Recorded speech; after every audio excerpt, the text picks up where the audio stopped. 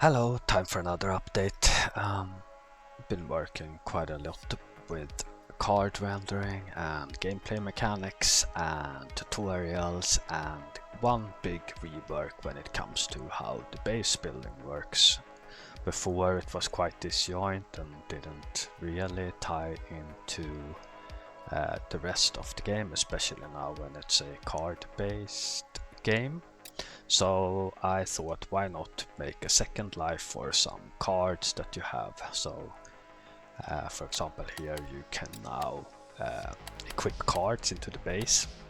So certain cards will have a battle mission effect, like this barricade will actually put down a barricade on the map, but when they are placed in the base as a defensive building, we give the whole settlement another 500 HP in the battle mode.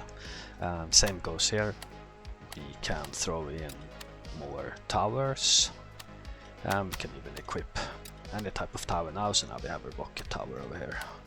So if we go along and do this, we'll see that happen. We can still equip power.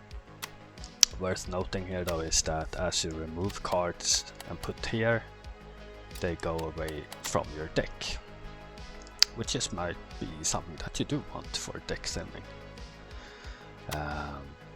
Yes, so in engineering we now have a shop where the player can buy cards to add to their deck. Here we can also go back to engineering. We can also upgrade cards here.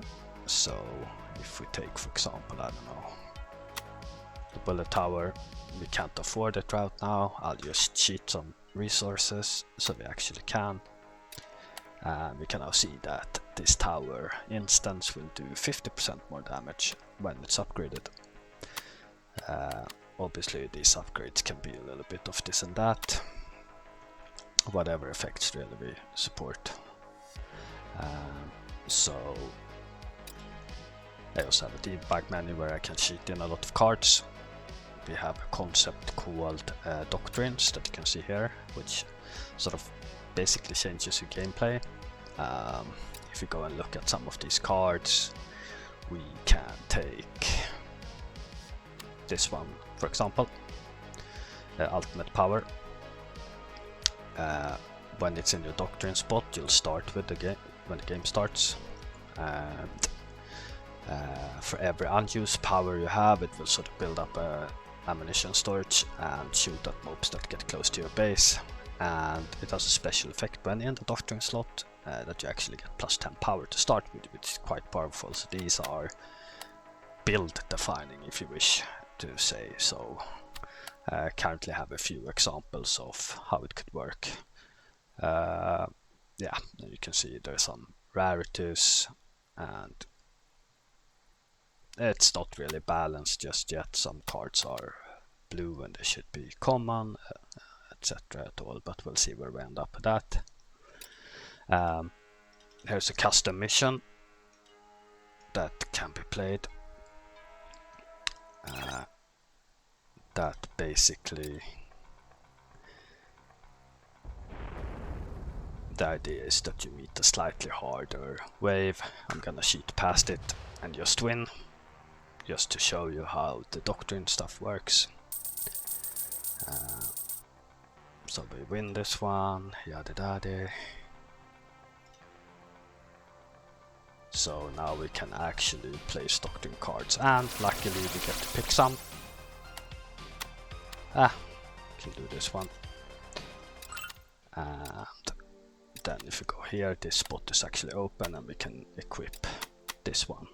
So now next time that we start, I'm actually gonna cheat in this one, it's a bit more interesting. Switch to this one, go here, and then we'll just start something. We'll go here. Now you can see that this is in play from start, and you can see that we have 14 power actually instead of 4 to start with. And now basically what we want to do is make sure to get as much power as possible and be very conservative with playing things that don't give it. Now you can see I have 22 unused power, so this little counter goes up, and then let the mobs come. Actually, let's go take it. You can see a quite aggressive beam firing. Anyways, that's my little mini update now. Done a bunch of other things too, but this video is too long already, so enjoy!